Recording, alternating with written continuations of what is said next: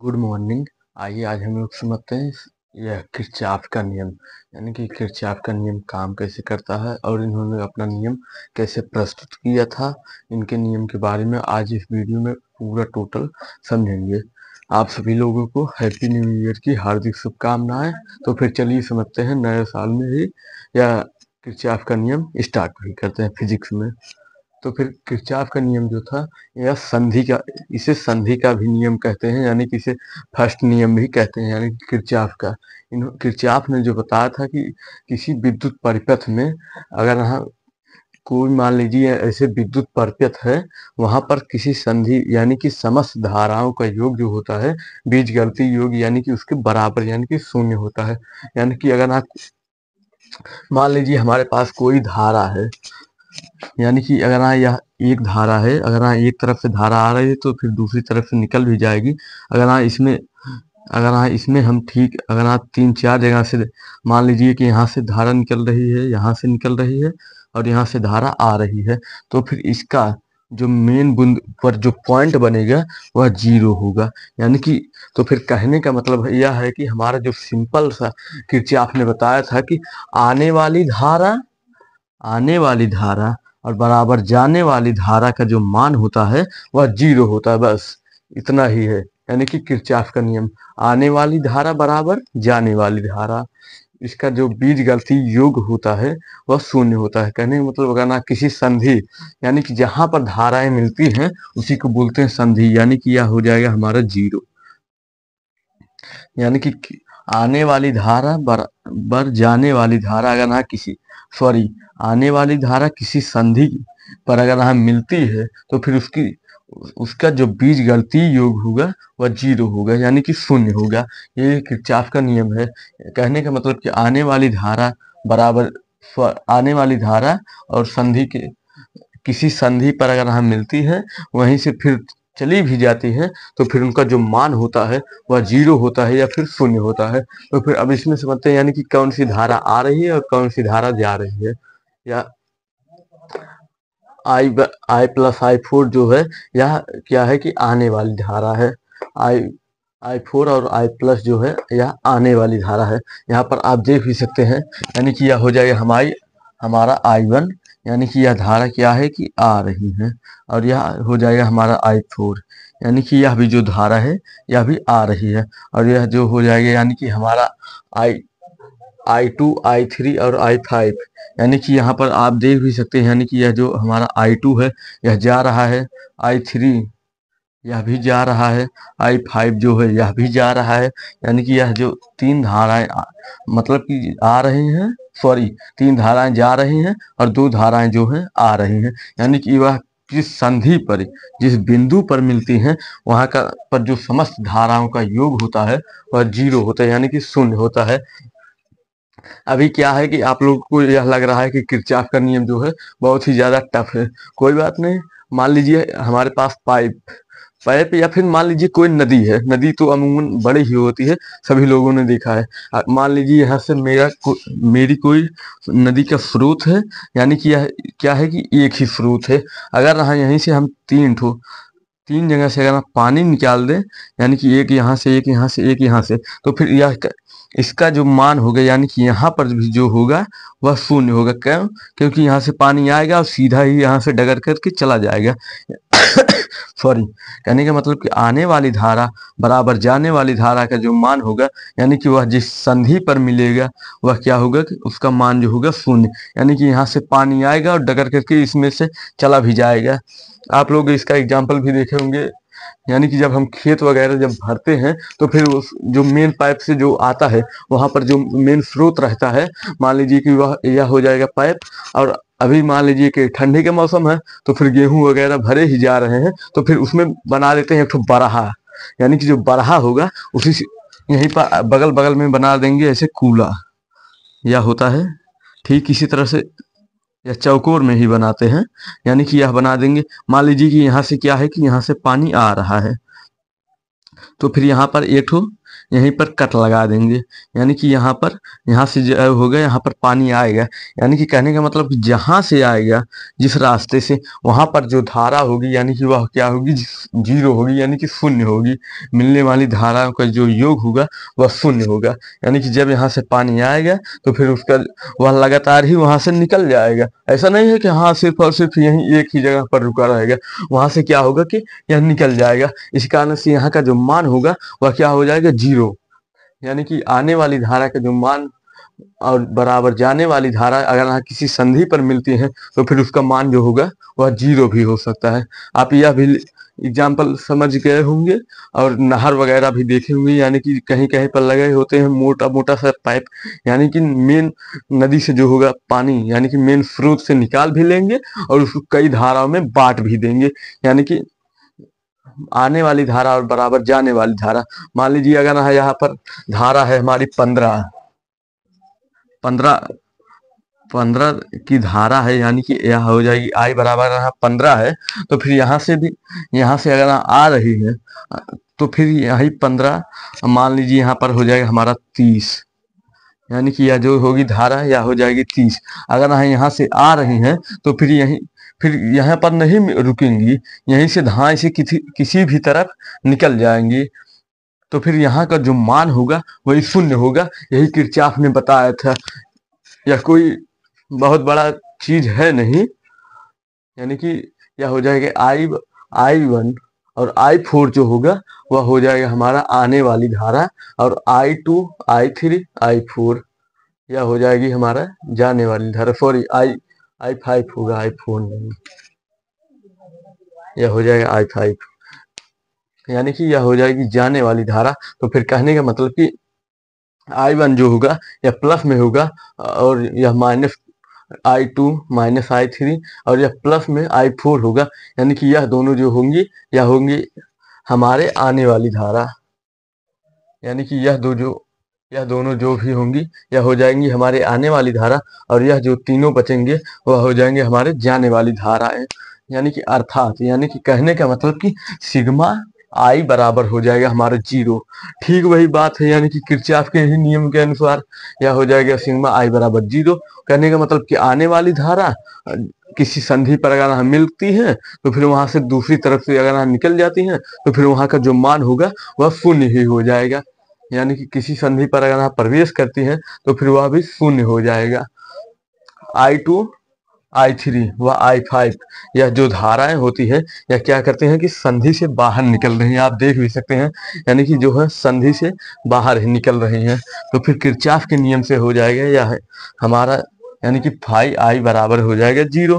कहने का मतलब ठीक इसी प्रकार से I1 I2 I3 I4 I5 यह जो हो जाएगा इसका जो टोटल मान होगा वह शून्य ही होगा, और कोई बहुत बड़ी चीज है नहीं यह किरचॉफ का नियम होते हैं। यानी कि किरचॉफ का जो मेन पॉइंट था, यानी कि अगर हम किसी संधि पर प्रवेश करने वाली धारा का जो योग होगा वह बराबर ही होता है। यानी कि मान लीजिए यहीं से ही हमारे पास कोई धारा है एक, यह हो जाएगा I1, अगर हम यहीं से बाहर भी निकल जा रही है तो फिर यह हो जाएगा हमारा I3, अगर हम यहीं से ही अगर हम यहाँ से भी निकल रही है तो फिर यह हो जाएगा हमारा I2 हो जाएगा। अगर हम यहाँ से मान लीजिए कोई धारा आ रही है तो फिर यह हो जाएगा I4, अगर हम यहाँ से भी निकल जा रही है तो फिर यह हो जाएगा हमारा I5, यानी कि यह जो धारा है यह निकल रही है। यानी कि कहने का मतलब वही है, अगर यहाँ किसी संधि मतलब क्या होता है, जहां पर समस्त धाराएं मिलती हैं उसी को संधि बोलते हैं। यानी कि जहां पर समस्त धाराएं मिलती हैं उसी को संधि बोलते हैं। याद रखिए यह सिर्फ और सिर्फ हम आपको समझने के लिए बता रहे हैं। यानी कि अगर यहाँ सभी धाराओं का जो योग होगा वह बराबर होता, अगर यहाँ किसी संधि पर मिल रही है। कहने का मतलब सिंपल है, अगर यहाँ कोई धारा आ रही है तो फिर दूसरी या तीसरी तरफ से चली भी जा रही है, ठीक वही हाल है। यानी कि निकलने वाली धाराओं की योग के जो होता है बराबर ही होता है। कहने का मतलब कि जो संधि होती है वह जीरो ही होती है, यानी कि जो संधि यानी कि किरचॉफ का सेकंड लॉ यानी कि थर्ड नियम, ओ सॉरी, सेकंड यानी कि द्वितीय नियम। इसको या बंद, पास या लूप का भी नियम कहते हैं। यानी कि इसको पास का भी नियम कह सकते हैं आप, और लूप का भी नियम कह सकते हैं।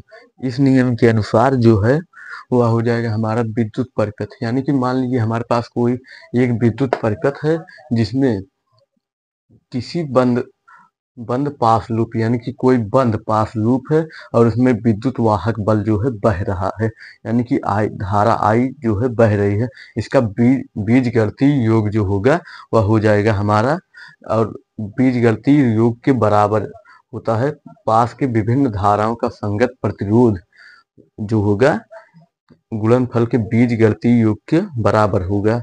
यानी कि बीजगणितीय योग के बराबर होता है, यानी कि विद्युत वाहक बल भी बीजगणितीय योग के बराबर होगा, और जो हमारा संगत प्रतिरोध है यह भी हमारा गुणनफल के बीजगणितीय योग के बराबर ही होता है। यानी कि यह दोनों जो है हमारे योग के बराबर ही होते हैं। कहने का मतलब क्या है कि जो हम है हमारा सिग्मा आई बराबर हो जाएगा सिग्मा आई इंटू आर बराबर हो जाएगा सिग्मा ई। यानी कि यह जो है किरचॉफ का जो है यह सेकंड लॉ है, यानी कि थर्ड, ओ सॉरी, सेकंड नियम यानी कि तृतीय नियम है। यह मान लीजिए हमारे पास कोई एक बंद परिपथ है।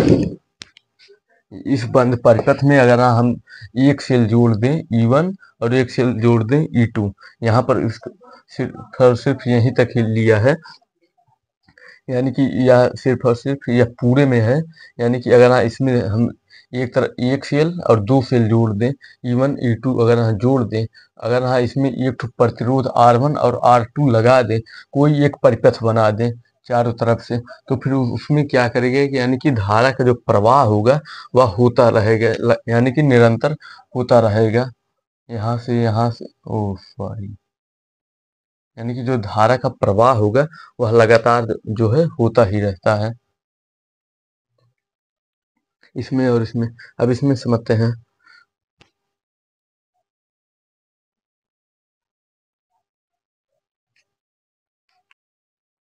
यानी कि इसमें जो धारा का प्रवाह होगा वह प्रतिरोध के कारण एक ही दिशा में हो जाएगा, यानी कि इसको ही किरचॉफ का जो है द्वितीय नियम भी कहते हैं। यानी कि इसका जो जब यह दोनों धाराएं जब आपस में मिलेंगी तो फिर इसका जो मान होगा वह भी शून्य ही होता है।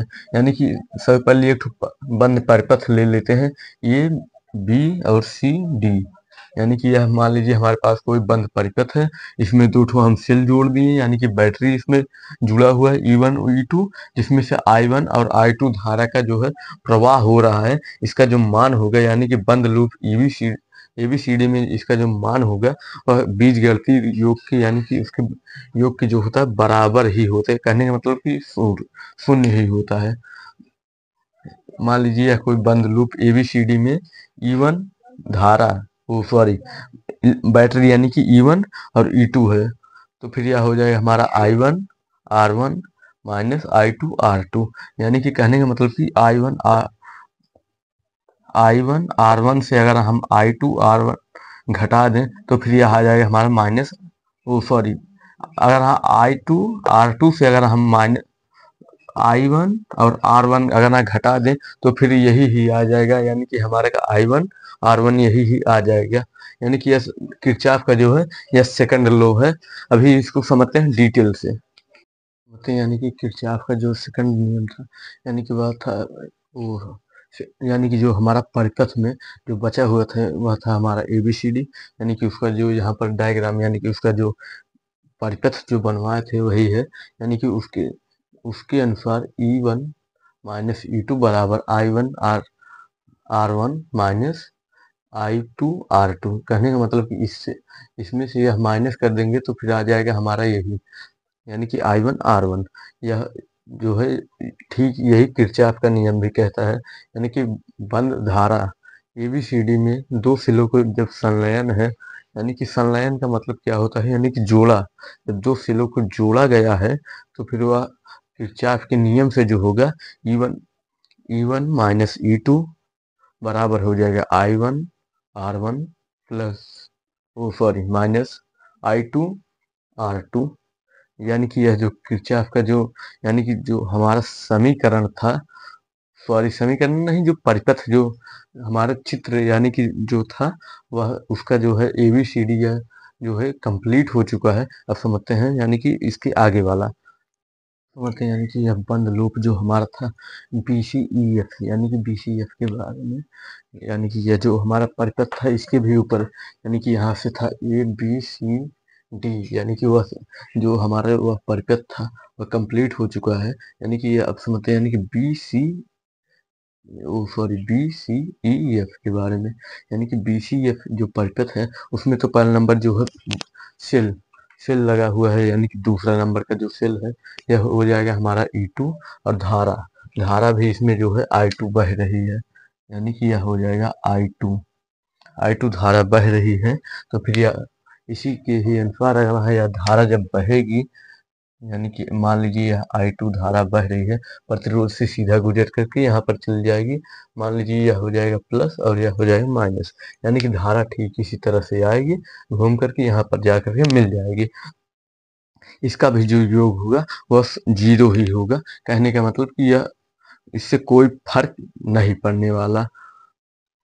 आप अगर इसको एग्जाम्पल में अगर आप प्रैक्टिकल भी करना चाहते होंगे तो फिर दो ठो प्रतिरोध लीजिए और एक ठो सेल लीजिए बस, यानी कि दो प्रतिरोध को आपस में जब पैरेलल वाइज जब जोड़ देंगे तब फिर उसमें अगर जब सेल को हम सटाएंगे तो फिर उसमें क्या करेगा, धारा इधर से जाएगा, इधर से घूम करके इधर आ जाएगा, लेकिन इसमें जो है कुछ धारा जो होगी नाश हो, मतलब कि कुछ धारा रुकेगी, यानी कि यह हो जाएगा प्रतिरोध के कारण जो है धारा में कुछ मान में परिवर्तन होगा।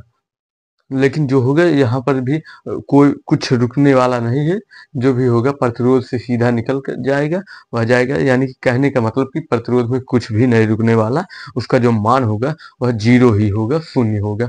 यानी कि कहने का मतलब E2 बराबर I2 R2, यानी कि E2 और यह हो जाएगा हमारा R2 प्रतिरोध, और जो धारा होगी I1 इसके ऊपर वाले में और I2, यानी कि यह इस दोनों को मिला करके यह बन जाएगा हमारा I1 प्लस I2, यह जो होगी धारा, और प्रतिरोध जो होगा वह होगा हमारा R3। यह जो किरचॉफ का नियम है यह टोटली कंप्लीट हो चुका है। अब इसके अगले वाले चैप्टर में यानी कि उसमें देखेंगे हम जनित्र मोटर या डायनेमो के बारे में, इस उस यानी कि इससे नेक्स्ट पार्ट में हम उसके बारे में फुल डिस्कस करेंगे। मिलते हैं किसी नेक्स्ट पार्ट में। आप लोग भी ठंडी वगैरह से थोड़ा बच करके रहिएगा। लोगों को फिर से एक बार हैप्पी न्यू ईयर की हार्दिक शुभकामनाएं एडवांस में।